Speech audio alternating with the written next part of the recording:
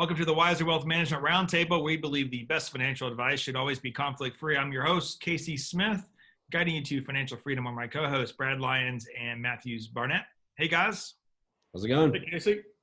This is our second podcast via Zoom for quarantine reasons. I'm still decked out for Christmas back here. You guys, I guess we didn't decorate the office this year. Oops. No tacky sweaters or anything here? We should do that. We should have a sweater day and I can wear mine on Zoom.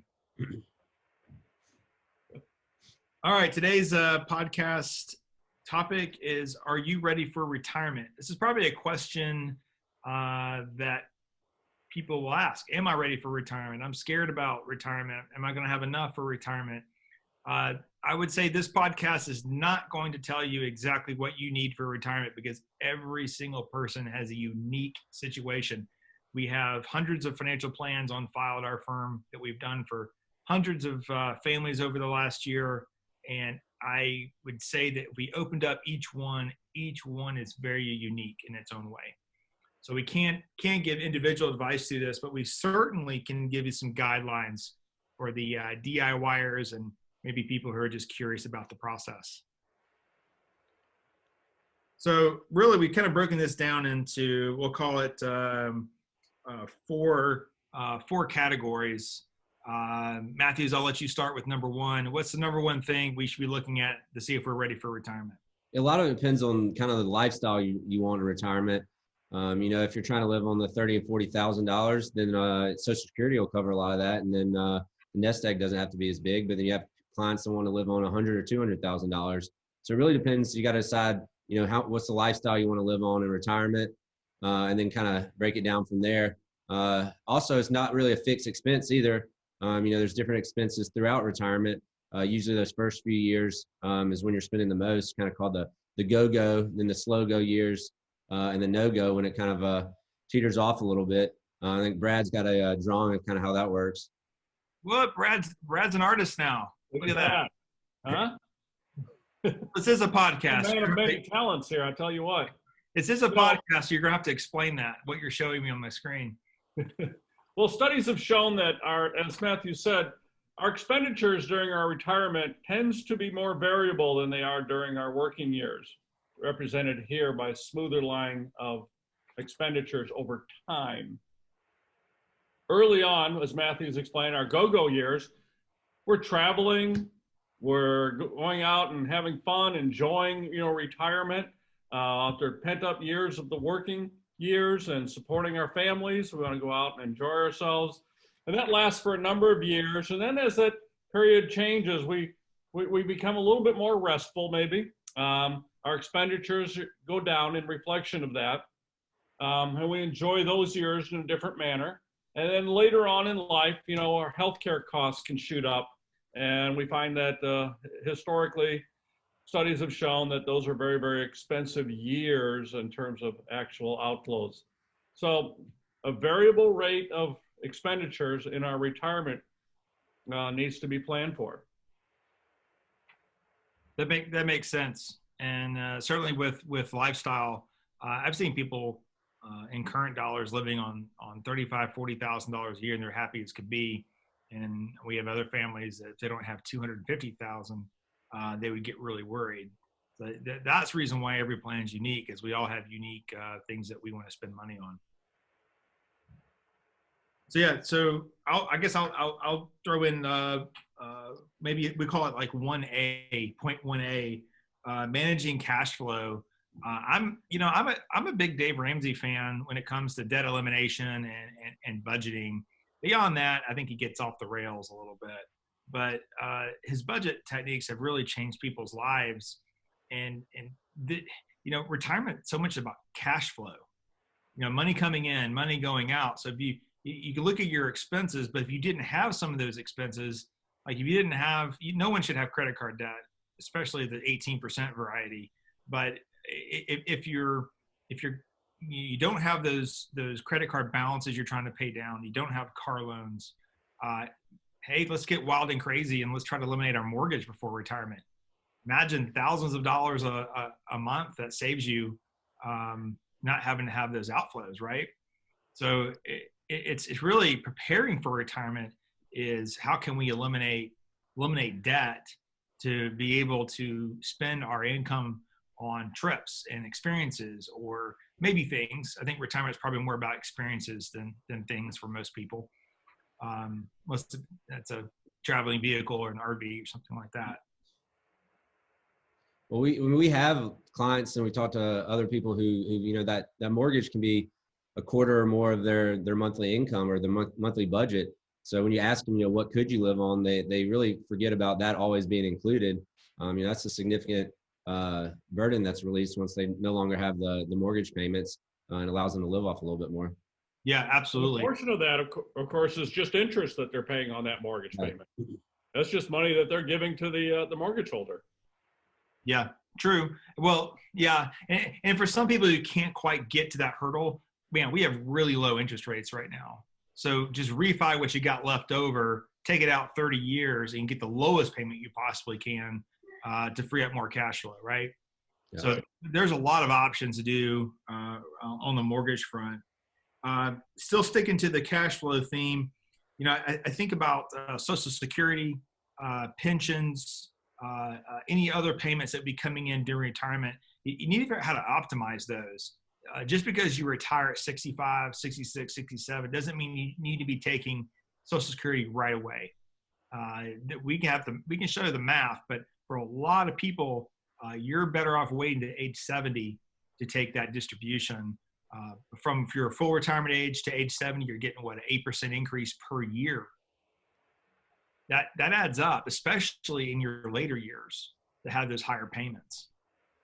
You know, and with life expectancies increasing over time, a person at age 65, or in this case, a male at age 65, their life expectancy is another 16 years. So that puts them out to age 81. So if you delay for 5 years from 65 to age 70, at age 70, your life expectancy is even beyond age 81. But you're baking into your payment, if I can say it that way, that 8% per year increase from 65 to 66 to 67, 68, 69, and 70, that then you'll receive all the way through, you know, the rest of your expected normal lifespan. When we run those projections, it's usually, you know, late 70s is the break even. Some people say, well, you know, I paid into it, I want to go ahead and get my money. But even waiting, you know, that the break even is usually in the late 70s. So it can make a significant difference from the late 70s into your 80s. So we add up Social Security, we add up maybe a pension, and then we look at our portfolio. And this kind of takes us into, you know, from a cash flow standpoint, what's your inflows? So how much can the portfolio generate for you? You know, we talk about the 4% rule sometimes, where that's a good gauge to say if you have $1 million saved up for retirement, then you can draw down 4% of that per year. As a rule of thumb, depending upon the actual circumstance. But, you know, throughout our working years, we're accumulating our portfolio where the primary purpose of that portfolio is to grow in size, to maximize the return at any given level of risk. But once we go into retirement, the primary purpose of the portfolio changes. It changes from growth really to paying income. So the key at this point in time is to create a portfolio whose return stream can match the expenditures of the retiree, plus count in inflation year after year. And so it's a different thought process in retirement where you want to create a return stream that matches the required rate of return for you to have a lifelong stream of income. All right. And we do that here simply by matching long-term capital market assumptions to each asset class, equities, fixed income, and cash, relative to the person's risk tolerance and what they're required to meet in retirement income needs. It's not magic, but what it is portfolio construction, you know, to match a person, an individual's unique lifestyle that Matthew's talked about earlier. So 2 ways you can look at that. It's your guaranteed income, your Social Security, your pension, plus the 4% roughly from your investments. That could be your inflow. Or if you're saving for retirement, you just reverse that 4% divided by the number that you want in income for retirement. And that's roughly what you need to have saved, right? So I think there's a couple of things while we're here. We're into point 3 now, portfolio management and retirement, that we have to think about. One of the things that I feel like is starting to be unique to our firm, I'm seeing less firms that are doing this the way that I think that they should, but it's establishing a cash bucket. So when you're living off your money, your portfolios every month, you establish inside the account, you're establishing maybe a 2-year or a 3-year, if you want to be really safe. How much money is that portfolio generating you? That 4%, you need to have 2 to 3 years worth in savings that you pull out of that account every month, meaning cash or a cash-like product outside of the portfolio, but still inside the same account, right? Absolutely. And we saw the need for that this year in extreme circumstance. In late March, where the market had hit its low, and for people who were withdrawing money to supplement their income, we did not have to disturb the portfolio at that point in time. Because if we had, we'd have been selling assets at their low point, which would have required us to sell more shares to get that same amount of income. By having the cash bucket, a couple years worth of income set aside, we didn't have to disturb the portfolio, allowed it to come back to pre-COVID levels in many cases, and we can make new decisions about the cash bucket going forward. That allows you to be invested too. I think a lot of times retirees think, they retire, that's it. Now they can become conservative and that's the end of their investing career. That money is still lasting them from 65 or so to try to plan through age 95. Being a fixed income environment, especially this low interest rate environment, that's just not going to cut it to keep up with inflation. So having that cash bucket allows you to still invest in a diversified portfolio that has not taking on too much risk, but has a little bit of equity positions to it. Yeah, I mean, really, you stop working, but your money's starting to work, even more so for the next, over the next 30 years. Right. What's the old saying? There are 2 sources of income: people at work and money at work. Not right now. We're talking about money at work, and it should work. It should go out and work for us, work hard for us as we did for it. It allows us to be a little more aggressive with our portfolios too by having a cash bucket. Yes, it does. And it creates a tremendous amount of peace of mind for the retiree, knowing that for the next 2 years, they've got that income secured. So we know that we got to determine what our expenses are. We know our income is going to be coming in through guaranteed sources plus our portfolio. We know back approximately how much of our portfolio can be generating based on the 4% rule. We also have kind of have to look at asset allocation. You touched on that, Brad, where are we going to be 60% stock, 40% bonds? Are we going to be more conservative than that, more aggressive than that in retirement? You have to determine the volatility that you want inside the portfolio. And that's obviously we like low cost index funds. You can do all this inside a Vanguard account if you wanted to, in super cheap, low cost funds. But I think the last bit of this is thinking about what you're going to do for those that are in retirement or on the verge of retirement. What are you going to do in retirement when you're done working? You walk away from the job. Some people are sad to leave. Some people are excited to leave. Some people have already left mentally from their job. But you just can't go and then not have a purpose. We've seen people who didn't have a purpose, and it's weird how like health issues and things will kind of creep in. Maybe there are underlying issues already. I don't know, but it just seems like the people who retire and leap into something, it could be just be grandkids.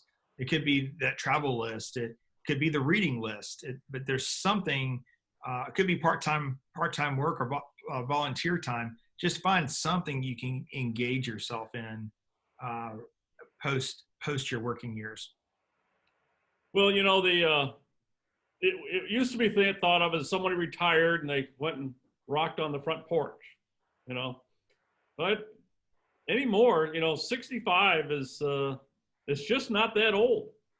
Health and medicines and wellness has gotten us a long ways down the path where people in their 60s and 70s are very active these days, and we should take advantage of that. And through our financial planning help, we want to help fund that for people. Absolutely. Well, I think those are some good tidbits. Unless you guys have anything else to add, I'll just say that one of the key things I think is required for a successful investment is a good financial advisor. I see that during COVID as well. We saw people who were not using our services and they went to cash. They panicked, didn't know what to do, and they didn't get back in during this COVID sell-off. And it breaks my heart to see that, because that's not the kind of behavior we need to have to be successful investors. And we have whole podcasts on investor behavior, obviously, but you got to have a trusted advisor or a guide along that way. And if you're listening and you don't have that, we're here to help and happy to help you. I think it has to be done from a fee-only standpoint. I learned in another call I was in earlier this week, I thought we were 8% of our industry. I thought only 8% of advisors were not selling product. We're just here to give advice in the best interest of the client. I heard it was 2%. 2%. That's what I heard. And then I went to where I heard this from. I went to the website, and they were advertising on the website as 2%. And so I got to do my math on that. I did registered advisors that were not licensed with a broker dealer, and that was 8%. So maybe I did my math wrong, but that's a really low number. So hopefully we're easier to find than we were 10 years ago. But it just goes to show you how upside down this industry is. Well, that can be the case. It's built on incentives, and we're incented to provide objective advice. That's the way it should be. We need somebody powerful in government to make that the case for everybody, but that's not going to happen. Lobbyists have too much power. So those insurance companies have a big incentive for us not to work in their best interest, right? All right, guys. Merry Christmas. See you on the other side. Merry Christmas. See ya.